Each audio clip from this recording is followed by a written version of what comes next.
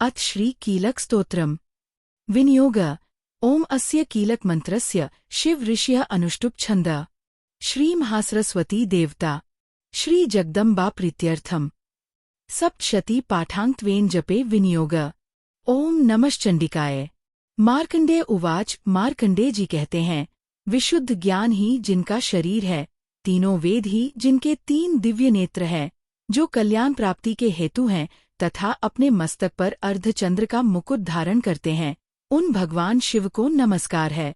मंत्रों का जो अभिकीलक है अर्थात मंत्रों की सिद्धि में विघ्न उपस्थित करने वाले शाप रूपी कीलक का जो निवारण करने वाला है, उस सप्तशती स्तोत्र को संपूर्ण रूप से जानना चाहिए और जानकर उसकी उपासना करनी चाहिए। यद्यपि सप्तशती के अतिरिक्त अन्य मंत्रों के जप में भी जो निरंतर लगा रहता है, वह भी कल्याण का भागी होता है। उसके भी उच्चाटन आदि कर्म सिद्ध होते हैं तथा उसे भी समस्त दुर्लभ वस्तुओं की प्राप्ति हो जाती है।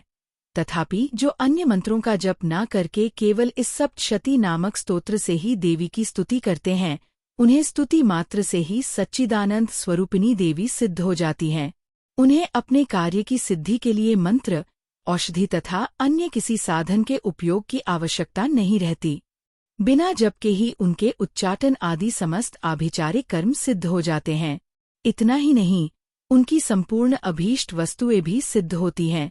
लोगों के मन में ये शंका थी कि जब केवल सप्तशती की उपासना से अथवा सप्तशती को छोड़कर अन्य मंत्रों की उपासना से भी समान रूप से सब कार्य सिद्ध होते हैं, तब इनमें श्रेष्ठ कौन सा साधन है?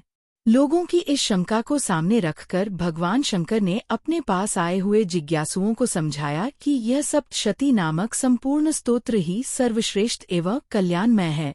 तदंतर भगवती चंडिका के सप्तशती नामक स्तोत्र को महादेव जी ने गुप्त कर दिया।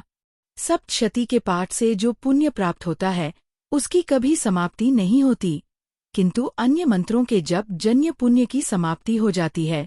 अतः भगवान शिव ने अन्य मंत्रों की अपेक्षा जो सप्तशती की ही श्रेष्ठता का निर्णय किया, उसे यथार्थ ही जानना चाहिए। अन्य मंत्रों का जप करने वाला पुरुष भी यदि सप्तशती के स्तोत्र और जप का अनुष्ठान कर ले तो वह भी पूर्ण रूप से ही कल्याण का भागी होता है, इसमें तनिक भी संदेह नहीं है।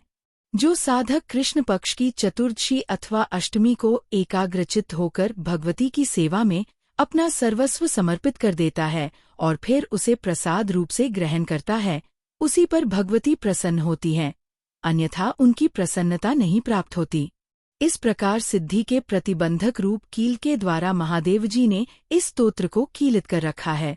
जो पूर्वोक्त रीति से निष्कीलन करके इस सप्तशती स्तोत्र का प्रतिदिन स्पष्ट उच्चारण पूर्वक पाठ करता है, वह मनुष्य सिद्ध हो जाता है, वही देवी का पार्षद होता है और वही गंधर्व भी होता है।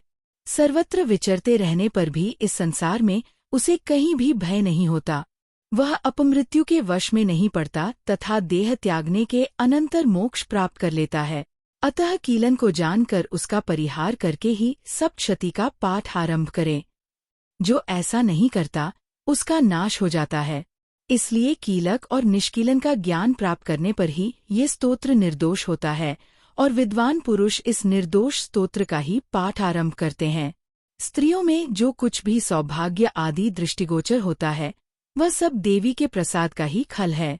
अतः इस कल्याणमय स्तोत्र का सदा जप करना चाहिए।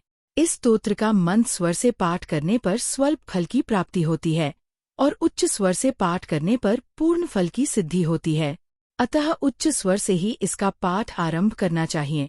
जिनके प्रसाद से ऐश्वर्य, सौभाग्य, आरोग्य, संपत्ति, शत्रुनाश तथा परम मोक्ष की भी सिद्धि होती है, उन कल्याणमयी जगदम्बा की स्तुति मनुष्य क्यों नहीं करते? इति श्री देव्याः कीलक स्तोत्रम संपूर्णम।